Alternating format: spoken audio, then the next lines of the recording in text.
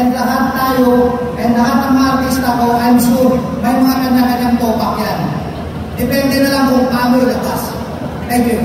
Thank you, Derek. Last na lang, to the main cast, siguro si Encho, si Sid, si Kong Arjo, si Julia, sabi natin si Ma'am Sylvia. Sabi nga ni Derek, parang may mga times all of us na-encounter tayo na tinatopak tayo. Kayo po, when was the last time you have topak? Paano nyo in-address yung pagiging topak ninyo at controllers mo? Si Miss Sylvia. Kanina lang, tinopak ako kasi nagdudog na ako. Pag nagdudog ako, tinopak talaga ako. Sa daming, actually ngayon gusto sabihin na mas na-appreciate ko yung mga proud people kasi nasa production ako. So, sumaludo ako bigla sa mga staff, sa mga production. Dahil ang hirap pala talaga ng ginagawa nila. Halos walang kain, takbo dito, takbo doon, halos walang tulog. Unlike yung artista ako, pagdating ko sa set, ate ako, uwi ako kung natapos, bayad ako, sila, ibang klase yung trabaho. So, yan, nalalasan mo ngayong mabuto. Actually, gusto mong kumain pero nahirapan ka kasi kailangan matapos yan. Yun lang talaga. Tapos, kanina, pumipitik-pitik yung topak ko talaga, pero kailangan kong kontrolin. Dahil pag tinopak ka, sila ang araw ng sirada. Yun. Salamat. Encho. When was the last time? Iniisip ko yung ganyan talaga ako kinukontrol kasi as much as possible kinukontrol ko talaga yung sarili ko.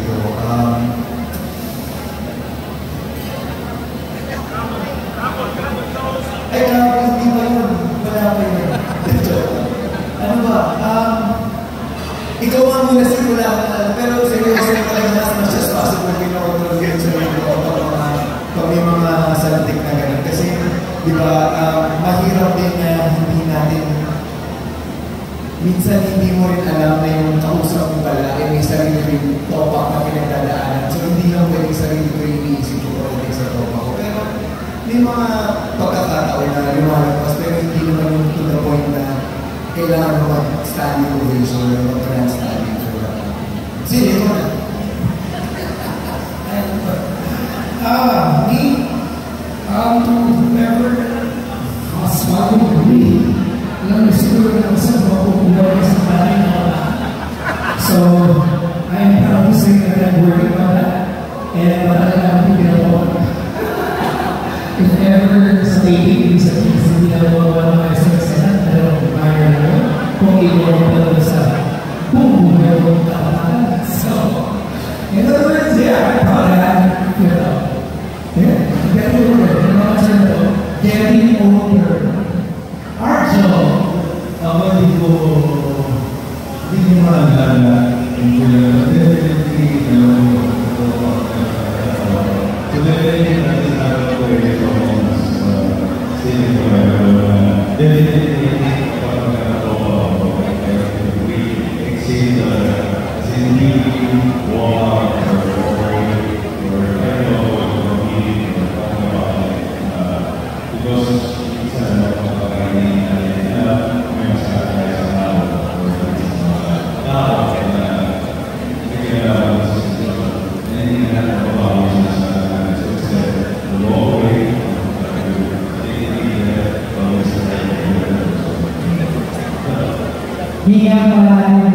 yes, diba?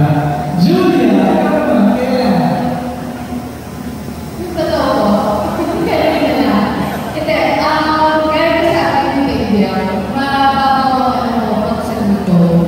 Plus, partial sa sarili ko. So, kanina, kapag dito, syempre naman kayo sa mga kailangan ko mag-ayos. Yung susi, at tapos yung dala sa araw na yun, may dapat sa single unit. Yun pa yung pinaka-nalimuan ko.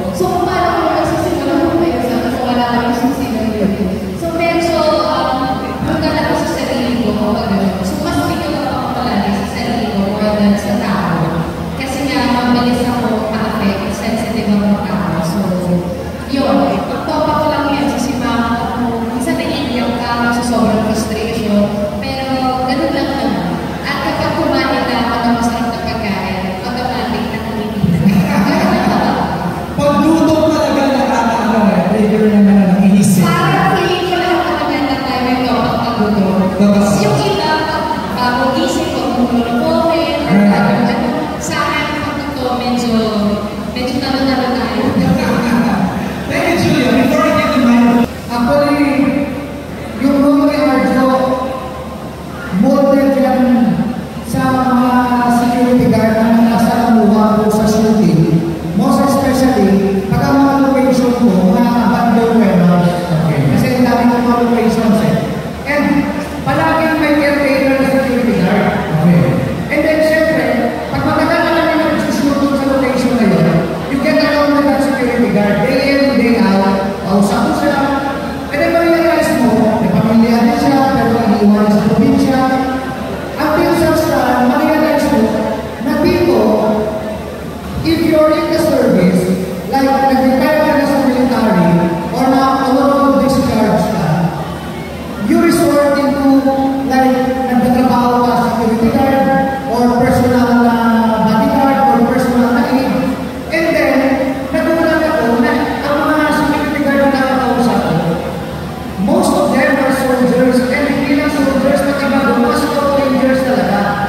And they have their own horror stories na experience sa sarili nila. The horror of war, the horror of isolation, and the horror of being detached sa family mo na umabot sa point na mag-isa ka sa warehouse, araw-araw iniisip mo, haunted ka ng fears mo sa mga nangyayari sa'yo, na to the point na mag-trigger na ang nasa nagiging mo sa mga demonyo mo, sa utak mo, pag hindi mo siya mamanage. So sabi ko, it's an interesting character. Kasi if you look at Hollywood, they have John Rambo. John Rambo created that. Nagkakaroon ka rin nun. And sabi ko, why not create something like this na milyon ng Pinoy, at the same time, kwento ng Pinoy, because meron mo na sa brave and courageous soldiers. And we have stories to tell. Because especially if we came from war, ang dami ng pera dinaanan. So that's where it all started. Wow! So, Arjo is a former soldier na mas naging security guard. Arjo, ano yung pagkakang playing that role?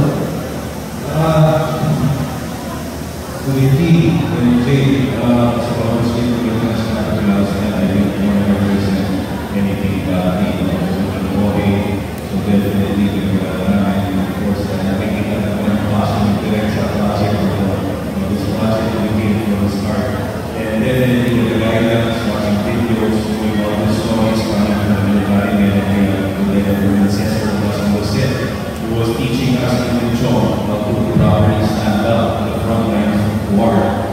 And we went through the 16th already.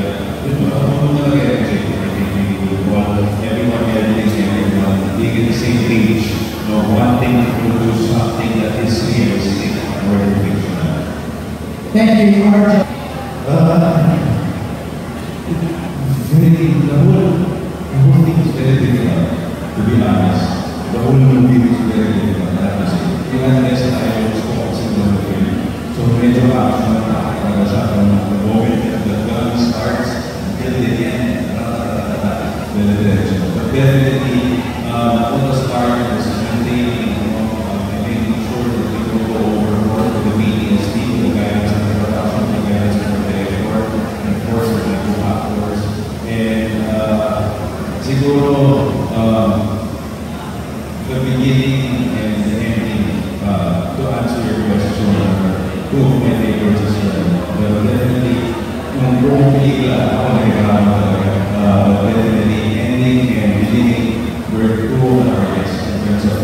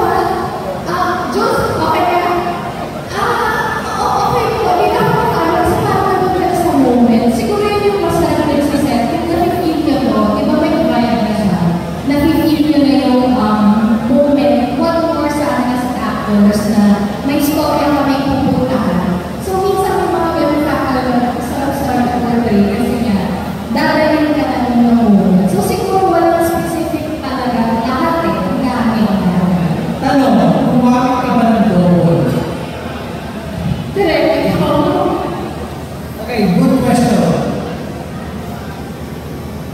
What's exciting about my actors from everyone here, and most especially my lead actors, Julia, Arjo, Sid, Encho,